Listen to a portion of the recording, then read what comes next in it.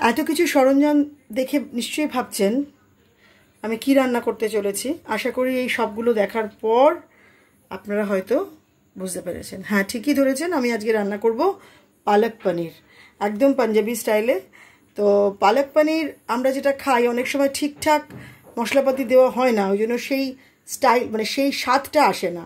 তো আমি আজকে লসুনি পালক পনির করব একদম ধাবা স্টাইলে। সেই জন্য আমি প্রথমে এখানে 200 গ্রাম পালং শাক নিয়ে ভালো করে ধুয়ে তারপর ব্লেন্ডারে পিষে নিয়েছি।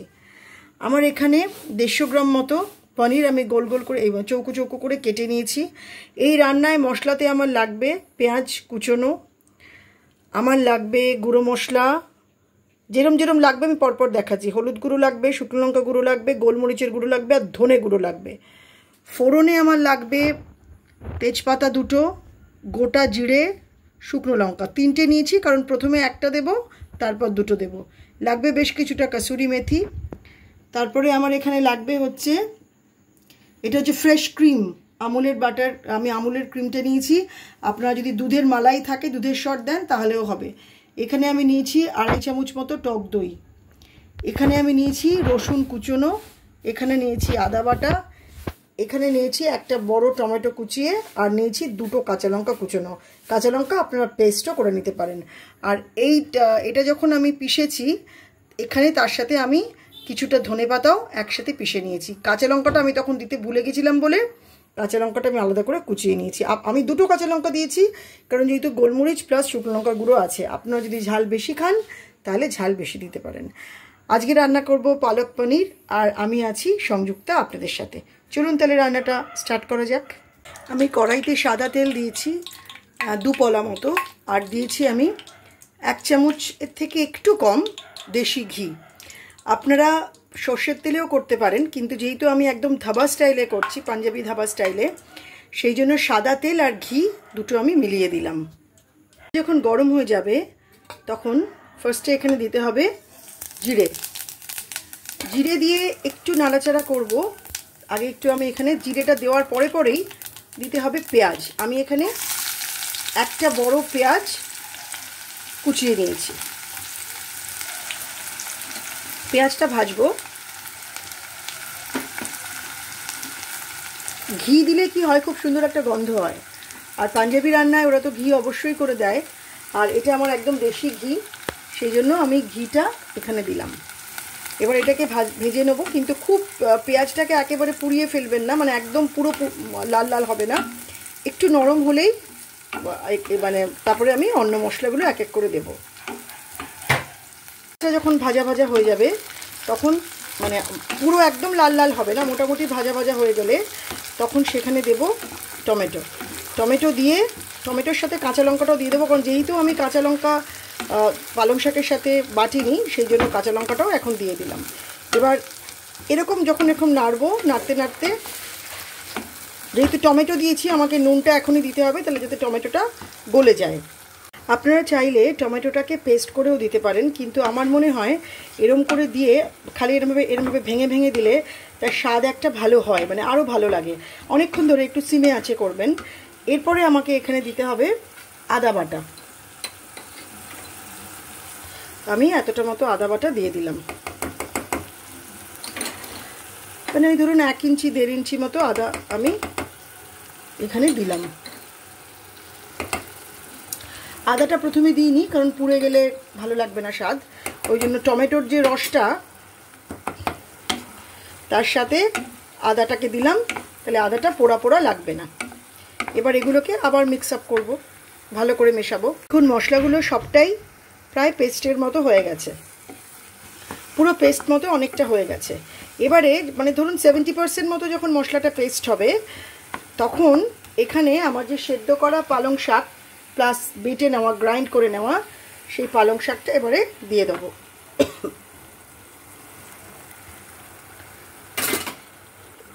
সরি, পালং শাকটা দিয়ে এবারে খুব ভালো করে মেশাতে হবে, আর অন্তত মিনিট 4-5 এটাকে ফ্রাই করতে হবে। পালং শাক কিন্তু যত বেশি করে করবেন, মানে এটাকে পাকাবেন, রান্না করবেন, তত কিন্তু এটার স্বাদটা ভালো হবে। এবার ঢাকা দিয়ে এটার সাথে অন্তত আমি মিনিট 3 থেকে 4 মিনিট মতো এটাকে হতে দেব চাপা দিয়ে। এই যে কালারটা যখন একটু একটু করে চেঞ্জ হবে, আরও এটা অনেকক্ষণ একটু বেশ কিছুক্ষণ হতে হবে, তখন এই যে বাকি যে পালং শাক করার পর যে জলটা বাটিতে ছিল, আমি সামান্য একটু জল নিয়ে, আমি তো জল ব্যবহার করিনি, এই জলটুকু দিয়ে দিলাম, দিয়ে এটার সাথে মিশিয়ে নেব। যখন পালং শাকটা অনেকক্ষণ এরকমভাবে রান্না করা হয়ে যাবে, মানে অনেকক্ষণ এরকম ভাজা ভাজা হয়ে যাবে মশলার সাথে, তখন এই অবস্থাতেই একটু আটা দিয়ে দেবেন, 2 চামচ মতো, ময়দা না কিন্তু আটা, গমের যে আটা সেই আটা, এটা কিন্তু একদম পাঞ্জাবি ঘরানার রান্না। আটা দিলে কি হয়, এর একটা থিক টেক্সচার হয়, একটা ভীষণ সুন্দর আলাদা এটার একটা ফর্মেশন তৈরি হয়, গাঢ় হয় জিনিসটা, ঠিক যেটা ধাবা স্টাইলে পালং শাকটা হয়, পালক পনিরটা হয়। এবার এটাকে দিয়ে আবার ভালো করে মিক্স করতে হবে। বারবার বলছি, ময়দা বা কর্নফ্লাওয়ার কিন্তু দেবেন না, আটা মানে গমের যে আটা সেটা দেবেন, সেটা দিয়ে আবার নাড়াতে হবে।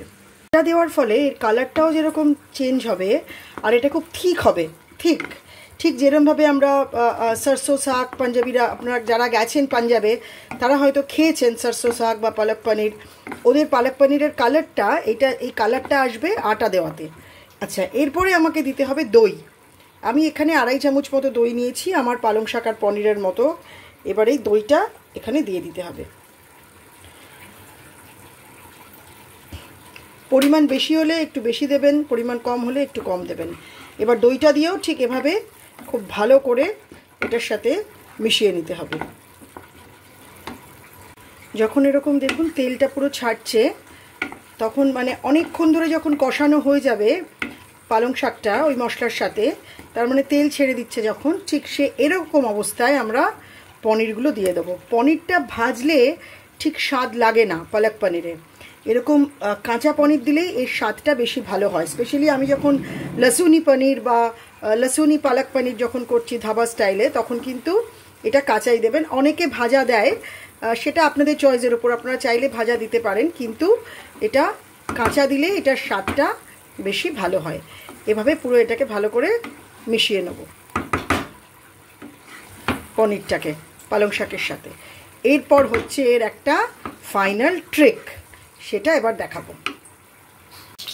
পালক পনিরটা যখন এখানে হচ্ছে, তখন আমি এটার একটা স্পেশাল তড়কা দেবো, মানে একটা ফোড়ন।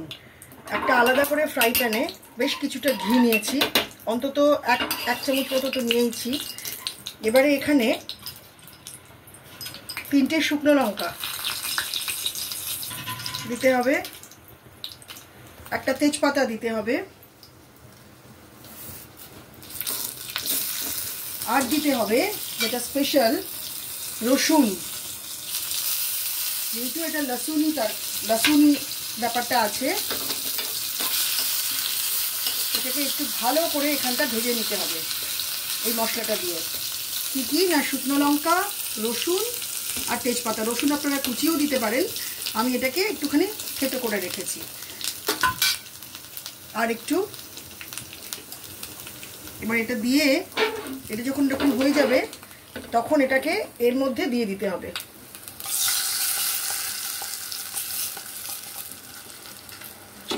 তাহলে এর কালারটা আরো ভালো আসবে। এবার এখানেই শেষ নয়, আরেকটা জিনিস আছে, স্পেশাল জিনিস, যেটাতে পালক পনিরের স্বাদ আরো বেশি বাড়ে। সেটা হচ্ছে দেবেন বেশ কিছুটা গরম মশলা দিয়ে নাড়িয়ে নেবেন। আর দেবেন বেশ কিছুটা কস্তুরি মেথিটা একটু গুঁড়ো করে নেবেন হাত দিয়ে, কারণ কসুরি মেথি কিন্তু পালক পনিরে মাস্ট, এটা মনে রাখতে হবে। যে রান্নার যে মশলা সেটা তো দিতেই হবে। কসুরি মেথি দিয়ে নাড়িয়ে চাড়িয়ে এবারে এখানে দিতে হবে ফ্রেশ ক্রিম। আচ্ছা বলে নিই, যদি আপনাদের কাছে ঘরের তৈরি দুধের শর্ট থাকে সেটাও দিতে পারেন। আমার কাছে এখানে আমুলের ফ্রেশ ক্রিম ছিল বলে আমি আমুলের ফ্রেশ ক্রিমটা দিলাম। যদি ঘরে দুধের শর্ট থাকে দুধের শরও দিতে পারেন, একই রকম স্বাদ আসবে। এবার ফ্রেশ ক্রিমটা দিয়ে একটুখানি নাড়িয়ে নিতে হবে, জাস্ট একটু মিলিয়ে নেবেন। ক্রিমটা দিলে একটা মালাইয়ের খুব ভালো স্বাদ আসে, পালক পনিরে, যেহেতু আমরা একদম ধাবা স্টাইলের বানাচ্ছি, পাঞ্জাবি ধাবা স্টাইলের। আর একটা লাস্ট ইনগ্রিডিয়েন্টস, আর একটা লাস্ট জিনিস, সেটা হলো মাখন। মাখনটা একদম যখন এখানে হয়ে যাবে তখন এখানটাতে আপনারা আপনাদের পরিমাণ মতো দেবেন। আমার এখানে মনে হয়েছে এই ছোট্ট কিউবের মাখনটা দিলেই হবে, কারণ আমার যেহেতু অনেকটা পরিমাণ না, এখানে দিতে হবে মাখন, বাটার।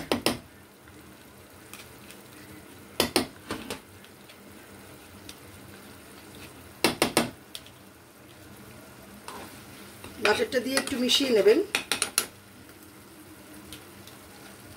তাহলেই আপনাদের একদম পাঞ্জাবি স্টাইলের, ধাবা স্টাইলের লসুনি পালক পনির প্রিপেয়ার। এবার এটাকে আপনারা সার্ভ করবেন রুটি, পরোটা, নান, লুচি, যে কোনো কিছুর সাথে, বা লাচ্ছা পরোটা। আর যদি মনে করেন যে ভাতের সাথে খাবেন, যেহেতু এটা ভাতের সাথে চলে না, তাহলে কিন্তু এটাতে একটুখানি এই যে যেরকম একটা ঠিক হয়েছে সেটা হবে না, তখন একটু ঝোল ঝোল রাখতে হবে। কিন্তু এগুলো স্পেশালি রুটি, পরোটা বা নানের সাথেই চলে। হয়ে গেল আমাদের আজকের রেসিপি লসুনি পালক পনির।